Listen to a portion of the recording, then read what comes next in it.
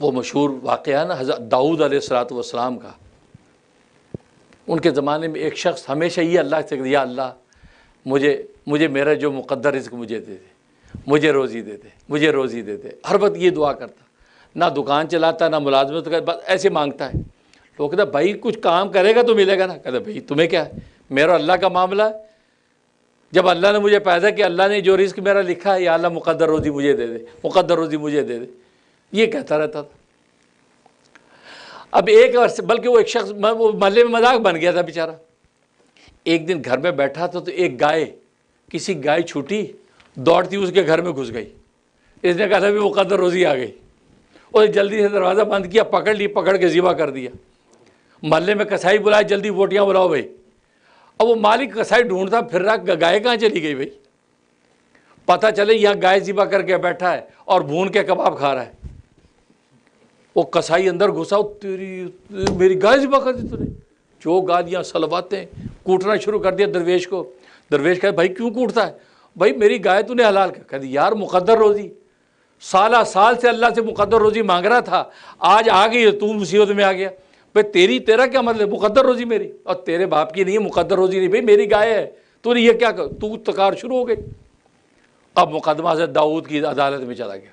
وہ قصائی کہا کہ حضرت یہ تو اس نے ظلم کیا، میری گائے ذبح کر کے کھا رہا ہے. اور کہتا مقدر روزی. اب حضرت داؤد علیہ السلام کو مقدمہ کیا.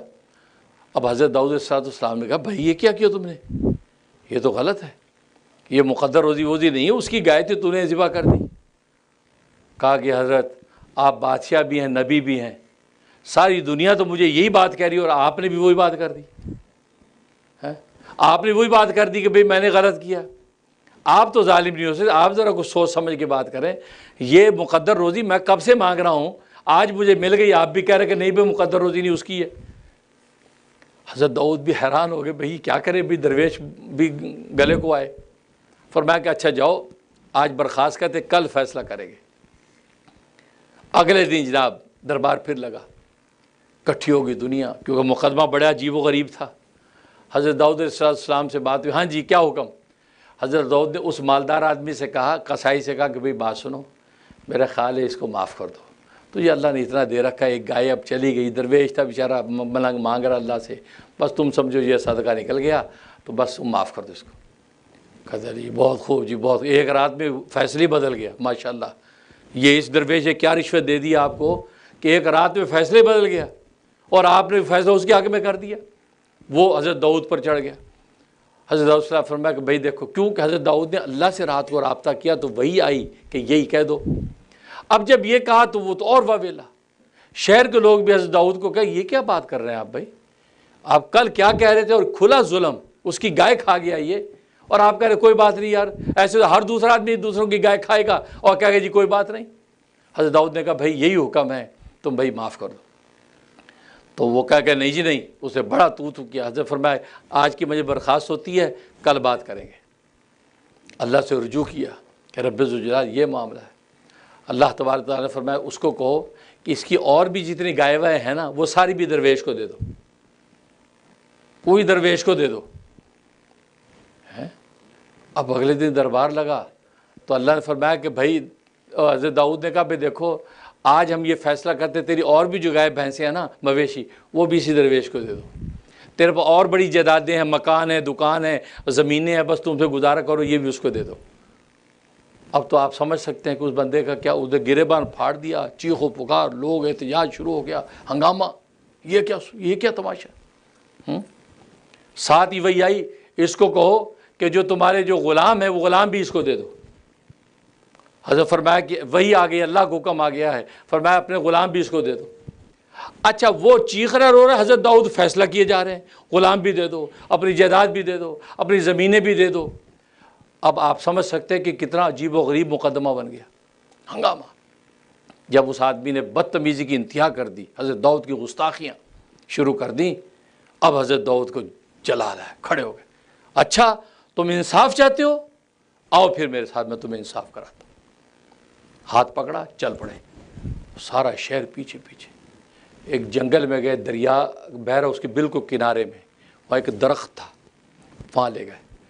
میں کھڑا ہو یہاں، دیکھ اس درخت کو، دیکھ اس انوائرمنٹ کو، تو پہچانتا ہے اس جگہ کو؟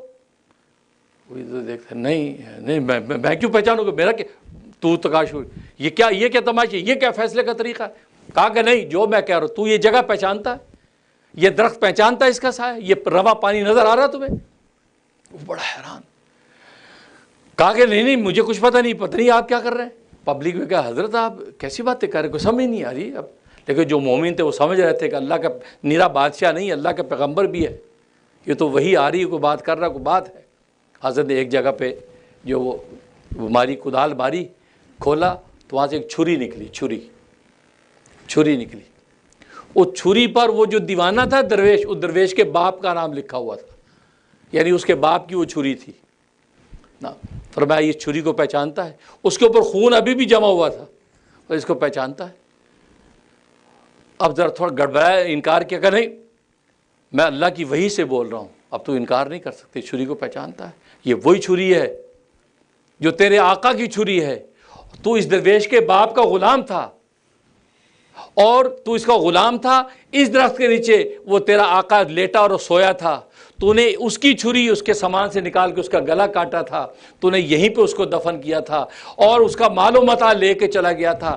یہ یتیم بچہ تھا درویش تیرے گھر میں، لیکن تو نے اس کو ٹھڈے مار کے گھر سے نکال دیا تھا، تو نے اس کے باپ کی پوری جائیداد زمین ترکے پر قبضہ کر لیا تھا۔ یہ یتیم بیچارہ، اس کے مقدر میں تو روزی تھی، اسی مقدر کو خدا سے مانگتا رہا، یا اللہ میری مقدر روزی مجھے دے دے۔ اس یتیم کو تو پتہ بھی نہیں کہ میری باپ کی کتنی جائیدادیں تھیں، یہ دھکے کھاتے کھاتے آج اس عمر کو پہنچا، لیکن تو نے ظلم کی جب انتہا کر دی، اسی کے گھر میں اللہ نے اسی کے مال میں سے ایک گائے بھیج دی، تو نے اس پہ جب صبر نہیں کیا، اللہ تبارک و تعالیٰ کے بھی صبر ٹوٹ گیا، آج اسے سارا کا سارا عدل کا فیصلہ کر دیا۔ اور درویش سے کہا ادھر آؤ، یہ لو چھری اور اپنے باپ کے قاتل کا قصاص لے لو، اس کی گردن کاٹ دو۔ اس ان کے سامنے اس کی گردن کاٹ دی، باپ کا قصاص دلوایا، اور جتنی جائیداد و زمین مال تھے سارے کے سارے اللہ تبارک و تعالیٰ درویش کو عطا کر دی۔ یہ ہے وہ مقدر روزی۔ مقدر روزی کہیں نہیں جاتی، یہ تو ہماری ترتیب ہے، ہمیں نوکریاں کرنی ہیں۔ اگر آپ اللہ کو آزمانا چاہتے اور آزمانا نہیں اللہ کو کبھی، لیکن کبھی آزمانے کی کوشش بھی کوئی کرتا ہے تو اللہ پوری آزمائش پہ اترتا ہے، اس کو واقعی ایسی جگہ سے کھلاتا ہے، ایسی جگہ سے پلاتا ہے کہ وہ تصور نہیں کر سکتا۔ اسی درویش کا واقعہ حدیث میں جو میں نے سنایا کہ وہ مقدر روزی مانگ رہا ہے، کر کچھ نہیں رہا، خدا نے اس کی مقدر روزی کیسے دی، اس کو کیسے دی؟ تو اس لیے لکھا ہے کہ اگر تمہارا کوئی نقصان ہو جائے، تمہاری کوئی چیز چھین لے، اگر کوشش اگر افورڈ کر سکو، یار چلو میں نے معاف کیا، تو کیوں کہ پتہ نہیں اگر اللہ سے زیادہ تم عدل مانگو گے، پتہ نہیں کیا نکلے گا، پتہ نہیں کیا نکلے گا، ہمارا کون سا ظلم کہاں پر ظاہر ہو جائے۔ اس لیے فرمایا کہ کوئی بات نہیں کہ لے گا تو چلو یار معاف کرتے ہیں، چلو یار دفع کرو، اللہ اس میں برکت ڈال دے۔ تو اس انداز سے فائدہ کیا ہوگا؟ آپ کے اوپر ستاری کا پردہ پڑا رہے گا اور اللہ تبارک و تعالیٰ کی رسوائی نہیں، اور دنیا میں بھی انسان ذلیل نہیں ہوگا۔ جیسے قصائی نے بے صبری کی، نہیں جی نہیں میری گائے، انہیں یہ نہیں دیکھا لاکھوں گائے میرے پاس، ہزاروں زمینیں میرے پاس، اس پر سب ایک چھوٹی سی گائے پہ بخل کیا۔ اب اللہ اپنے عدل پر آ گیا، جب عدل کر کے دکھا، یہ اللہ تو اپنے فضل سے ہمیں چلاتے ہیں، اللہ سے زیادہ عدل نہ مانگا کرو، اس لیے عدل پہ آیا تو پھر ہمارے کتنے جو پرتے کھولیں گے، ہمارے کتنے راز کھولیں گے، یہ ہمیں پتہ ہی نہیں ہے۔ اللہ سے فضل ہی مانگتے رہو، یا اللہ اپنے فضل سے ستاری کا پردہ تانے رکھ۔